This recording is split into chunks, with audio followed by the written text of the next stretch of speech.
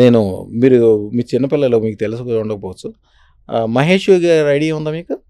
ప్రపంచంలో కల్లా అత్యంత ధనవంతుడైన యోగి 'మహేష్ యోగి'. 'మహేష్ యోగి' గారు తెలుసు. విన్నాను. 'మహేష్ యోగి' గారు ఒక భూటాన్‌లో ఒక రాజుని చేయటానికి ఆయన కాంట్రాక్టులు తీసుకుంటాడు. నేను రాజుని చేస్తా, నేను మినిస్టర్‌ని చేస్తా, నేను పారిశ్రామిక చేస్తా. ఆయనదంతా కమర్షియల్.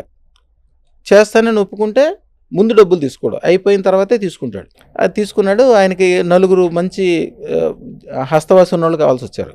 అప్పుడు ఇంగ్లీష్ పేపర్‌లో అన్ని పేపర్‌లో వచ్చింది. తెలుగు పేపర్‌లో, ఈనాడు పేపర్‌లో కూడా ఏశాడు. 4,00,000 రూపాయలు ఇస్తాము. 4 నెలల పని ఉంటది. మీరందరూ అప్లై చేసుకోమంటే 4,00,000 మంది పైన అప్లై చేశారు. దాంట్లో నేను ఒకడిని అప్లై చేశాను. హుహు.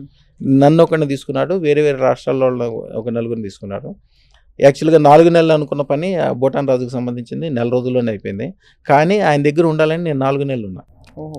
అది మంచుకొండలు. ఆయన భాష నాకు రాదు. నా భాష ఆయన రాదు. అసలు మా నలుగురికి ఎవరి భాష రాదు. మేము ఎప్పుడు మాటలు కూడా మాట్లాడేవాళ్ళం. కానీ మా మనసులో ఏముందో వాళ్ళకి స్పష్టంగా తెలిసేది. వాళ్ళ మనసులో ఏముందో గురువు గారి శక్తి అనమాట. మహేష్ యోగి శక్తి అది. అంతే కదా!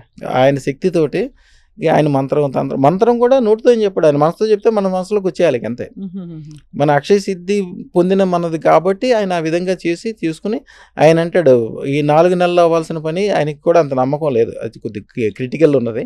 ఒక నెల రోజులు అయిపోయింది అంటే నీ శక్తి అని చెప్పాడు.